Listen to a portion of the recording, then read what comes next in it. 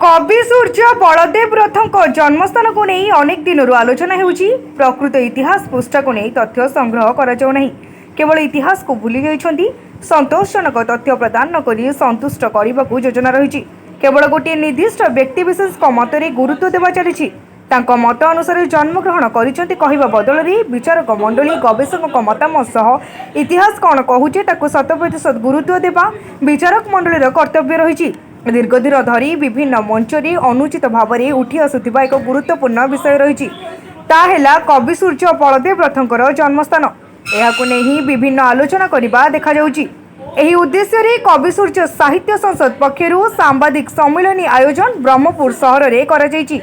एही सम्मेलन रे संसदर संपादक और साहित्यिक श्री सुरेश चंद्र पट्टनायक निजर गभीर अनुसंधान करिसेंती। कवि सूर्य सठिक जन्मस्थान संपर्क में तथ्य और प्रमाण उपस्थापना एही सांबादिक सम्मेलन रे करा जायतिला। एही सम्मेलन माध्यम रे वर्तमान चलीथिबा विवादर अंत घटिबो बोली सांबादिक सम्मेलन रे कुहा जायची। समाजसेवी तथा पीपीटी खबर कागजर संपादक समरजित महांती मध्य उपस्थित रही आठगढ़ पाटणा कवि सूर्य बलदेव रथों जन्मस्थान संपर्क में सूचना देइछन्ती। अवसरप्राप्त शिक्षक तथा कवि सूर्य साहित्य सांसद आठगढ़ पाटणार गोदाबेरी साथुआ पोलोसर अंचल अवसरप्राप्त शिक्षाविद तथा कवि लेखक साहित्यिक गवेषक कृष्णचंद्र त्रिपाठी आसिका निकटस्थ निमिना अंचल अवसरप्राप्त अध्यापक डॉक्टर साहित्यिक तथा गवेषक बाईमनु चर्जी प्रवचक तथा पंडित आठगढ़ पाटणार सीमांचल मिश्र आठगढ़ पाटना निकटस्थ बी नुआपल्लीर चंदबाग कवि नंदकिशोर प्रधान कवि सूर्य साहित्य संसद आठगढ़ पाटणार सभापति जगबंधु भोल अष्टदुर्ग जगन्नाथ उन्नयन परिषद आठगढ़ पाटणार सुभाष चंद्र प्रधान साहित्यिक तथा गवेषक आठगढ़ पाटना धरणीधर बेहेरा गुंजन साहित्य संसद कवि सूर्यनगर जगदन सामंतराय आठगढ़ पाटणार कवि सूर्य साहित्य सांसद लक्ष्मीनारायण सामंतराय समाजसेवी आईनजीवी तथा राजपरिवार मीराबाई देव उपस्थित रही कवि सूर्य बलदेव रथ आठगढ़ पाटणा ग्रामर हेमगिरी साहि रे जन्मग्रहण करिसेंति बोली सामाजिक सम्मेलन रे सूचना दैछन्ति। होउसे हमर आठगढ़ हेमगिरी साहि तार सत्यता परीक्षा करियो पिन जाई हमर कवि शेखर चिंतामणि महांती स्पष्ट भाव तांकर ग्रंथवाणी रे उल्लेख करिसेंति। से 1936 मसीह रे जो होइथिला सेही परवर्ती समय ताकू आलोक को आनी एवं सी ग्रंथवाणी संपूर्ण भाव प्रकाश पाई आठगढ़ हूँ जन्मस्थान कथा आपड़ ये प्रश्न हूँ कहीं आम आठगढ़ कहे अनेक आमर सचिदानंद मिश्र सी जन्म तारीख को निर्दिष्ट कले 1779 कले परवर्ती समय आम प्रोफेसर माने ग्रहण कर ग्रहण कला सी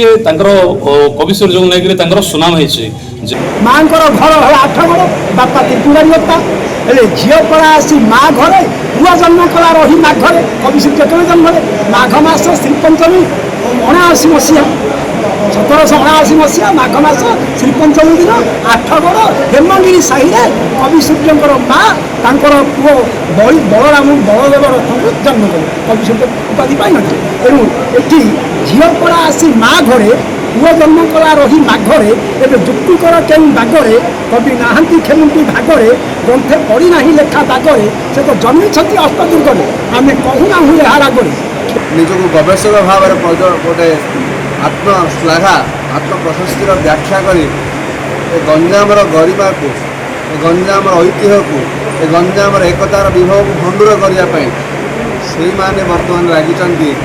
कवि सूर्यर जन्मस्थान गोटे विवादीय व्यवस्था भितर चली जाऊ कवि सूर्य बलदेव रथ गंजाम माटीर केवल नुह से ओडिशार गोटे महान विभूति जहाँपाई ओडिया भाषा ओडिया साहित्य ओडिसी संगीत ओडिशा संस्कृतिर गौरव ध्वजा केवल ओडिशार उड़ूना भारत उड़ूना पृथ्वीर एमती कौन मंच ना जो मंच कवि सूर्य झंकार न झंकृत न हो जे कवि सूर्य दिगपहंडी अंचल जन्म से आम यार प्रतिवाद आज ये जो फेब्रुआरी करी सांबादिक सम्मेलन करी या प्रतिवाद एवं भी कर पूर्वर ग्रीभांस सेल स्टेट आमर ठीक है ନାଇଁ କଲେକ୍ଟର ଦିଆହେଇଛି ଆଉ ସିଏମ୍ ଚିଫ୍ ମିନିଷ୍ଟରଙ୍କୁ ଦିଆହେଇଛି ଆଉ ତାର ଚିଠି ମଧ୍ୟ ମୋ ପାଖକୁ ଆସିଛି ଯେ ସେ ଚିଠିରେ ମଧ୍ୟ ଲେଖା ହେଇଛି ଯେ ଆମେ ଆପଣଙ୍କର କାର୍ଯ୍ୟକୁ ଅନୁମୋଦନ କରୁଛୁ ଆ ଉପରେ କାର୍ଯ୍ୟକାରୀ କରୁଛୁ ହେଲା ଏତିକି ମୋର ଲକ୍ଷ୍ୟ ଆମର ଲକ୍ଷ୍ୟ ଦରକାର ନାହିଁ ଆମର ପଇସା ଦରକାର ନାହିଁ ଆମର 8 ବର୍ଷରେ ଜନ୍ମ ହୋଇଛନ୍ତି ଏଥିରେ ଦୁଇ ମତ ନାହିଁ କି ଏଥିରେ କିଛି ବାଦ ବିବାଦ କରିବାର ନାହିଁ ଯଦି ଯାହାର ବାଦ ବିବାଦ କରିବାର ଅଛି ସେମାନେ ଆସି ଖୋଲା ମଞ୍ଚ ଉପରେ ଆମ ସହିତ ଆଲୋଚନା କରନ୍ତୁ ସତ୍ୟ କ୍ଷୀର ପାଣି ଅଲଗା ହେଇଯିବ ଆମର କହିବାର କଥା ଆମେ ଆମର ପ୍ରମାଣ ଦେଉ ତାଙ୍କ ପ୍ରମାଣ ଦେବେ ଯେଉଁଟା ପ୍ରମାଣ ସଠିକ୍ ହେବ ତାହା କରାଯିବ ଏହାକୁ ସରକାର ତୁରନ୍ତ କାର୍ଯ୍ୟକ୍ରମ ନେଇକି ହାତକୁ ନେଇକି ସରକାର ମାଧ୍ୟମରେ ଦୁଇ ପକ୍ଷକୁ ଏକାଠି କରି ଖୋଲା ମଞ୍ଚରେ ଏଇଟା ଆଲୋଚନା ହେଇଯିବା ଦରକାର ଯେ କବି ସୂର୍ଯ୍ୟ ପ୍ରକୃତିରେ 8ଗଡ଼ରେ ଜନ୍ମ ହୋଇଛନ୍ତି ନା ଅନ୍ୟତ୍ର କେଉଁଠି ଜନ୍ମ ହୋଇଛନ୍ତି ସଫା ଭାବରେ ଆମେ ପ୍ରମାଣିତ କରିଦେବୁ ତେଣୁ ସରକାରଙ୍କୁ ଅନୁରୋଧ ତୁରନ୍ତ ଯେ ବ୍ରହ୍ମପୁରରେ ଆଜି କାହିଁକି ଏ ସାମ୍ବାଦିକ ସମ୍ମିଳନୀ ହେଲା ହୁଏତ ସେଇ କବି ସୂର୍ଯ୍ୟଙ୍କର ଆତ୍ମା ଆଜି ଆମକୁ ଡାକି ଆଣିଛି ଏଇ ମାଟିକୁ ତାଙ୍କର ଶେଷ ନିଶ୍ୱାସ ଘଟିଥିଲା ଏଇ ବ୍ରହ୍ମପୁରର ବାଲାଜୀ ପେଣ୍ଠ ସାହିରେ ତେଣୁ ତତ୍କାଳୀନ ରାଜା ମହୁରୀ ରାଜା ଆଠଗଡ଼ ରାଜା ବାଲକେଶ୍ୱର ହରିଶ୍ଚନ୍ଦ୍ର ଜଗଦେବଙ୍କୁ ଖବର ଦେଲେ ତୁମର କବିଙ୍କର ଦେହାନ୍ତ ହୋଇଯାଇଛି ତୁମେ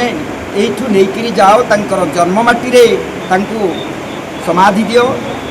କାହିଁକି ନା ଶେଷ ସମୟରେ କବି ବଳଦେବ କହିଥିଲେ ହେ ରାଜନ ମୋତେ ମହୁ ଦରକାର ନାହିଁ ମୋର ଏ ଆତ୍ମା ଯାଇ ପହଞ୍ଚିବ ମୋର ଏ ଶରୀର ଯାଇ ଅଷ୍ଟଦୁର୍ଗ ମାଟିରେ ପଟ୍ଟନାୟକ ବାବୁଙ୍କୁ ଧନ୍ୟବାଦ ଦେଉଛି କବି ସୂର୍ଯ୍ୟ କେଉଁଠି ଜନ୍ମଗ୍ରହଣ କରିଥିଲେ ସେ ଯେଉଁ ଦ୍ୱନ୍ଦ୍ୱ ରହିଛି ଏ ସମ୍ପର୍କରେ ମୁଁ ଗୋଟିଏ ପୁସ୍ତକ ଲେଖିଛି 8ଗଡ଼ କବି ସୂର୍ଯ୍ୟ ଜନ୍ମସ୍ଥାନ ବୋଲି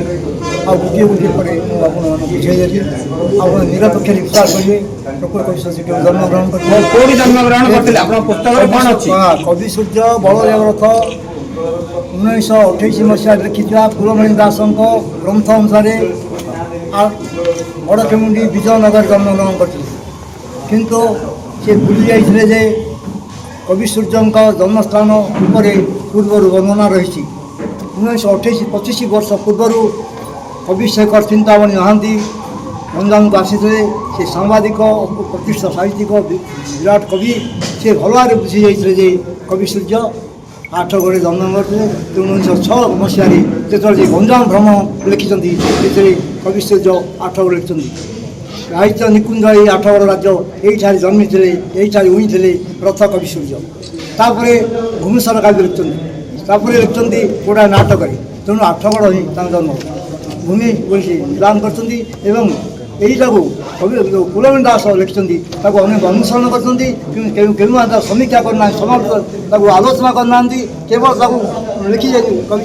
କୁଳମଣି ଦାସଙ୍କ ଅଚାରେ କିନ୍ତୁ ଗବେଷଣା କେହି କରିନାହାନ୍ତି ପ୍ରକୃତରେ ଶ୍ରୀହର୍ଷ ମିଶ୍ର ନପରି ସାମ୍ବାଦିକ ପ୍ରତିଷ୍ଠାନ ଲେଖକ ସେ 8ଗଡ଼ ଲେଖିଛନ୍ତି ଲେଖାରେ ଅଛି ଯେ କବି ସୂର୍ଯ୍ୟଙ୍କର ଜନ୍ମସ୍ଥାନ ହେଉଛି 8ଗଡ଼ ହେମଗିରି ସାହି ତ୍ରିପୁରାରୀ ଓତାଙ୍କ ଘରେ ସିଏ ଜନ୍ମଗ୍ରହଣ କରିଥିଲେ ସେଠି ତାଙ୍କର କାବ୍ୟ କବିତା ବହୁ ସର୍ବଜଣାଣ ଲେଖା ଚମ୍ପୁ ସବୁ 8ଗଡ଼ ରାଜାଙ୍କ ଉପରେ ବର୍ଣ୍ଣିତ ଆଉ 8ଗଡ଼ ରାଜାଙ୍କୁ ନେଇ ତାଙ୍କର ବହୁତ କୃତି ଅଛି ତେଣୁ ଯୁକ୍ତିଯୁକ୍ତ ନୁହେଁ ଯେ ଏହି ବିବାଦ ତେଣୁ ଆମେ କହୁଛୁ ଯେ ପ୍ରକୃତ ଜନ୍ମସ୍ଥାନ ହେଉଛି ବଳଦେବଙ୍କର 8ଗଡ଼ ପାଟଣା ବର୍ତ୍ତମାନ ସରକାରକୁ ଆପଣ କ'ଣ କହିବେ ଯେଉଁଟା ଇତିହାସକୁ ଭୁଲି ଯାଉଛନ୍ତି ସେ ବିଷୟ ନେଇ କ'ଣ କହିବେ ସରକାରଙ୍କୁ ଆଜ୍ଞା ବର୍ତ୍ତମାନ ସରକାରଙ୍କୁ ଆମେ ଜଣାଇଦେବାକୁ ଚାହୁଁଛୁ ଲୋକଲୋଚନକୁ ଆଣିବାକୁ ଚାହୁଁଛୁ ଯେ ଏତେ ବଡ଼ ସାହିତ୍ୟିକଙ୍କର ଜନ୍ମ ଏତେ ପୁଣ୍ୟଭୂମିରେ ହୋଇଛି ଆପଣ ସେଟା ଗଞ୍ଜାମରୁ ରଞ୍ଜିତ କୁମାର ପଲାଇଙ୍କ ରିପୋର୍ଟ ତୀର୍ଥକ୍ଷେତ୍ର ଲାଇଭ୍।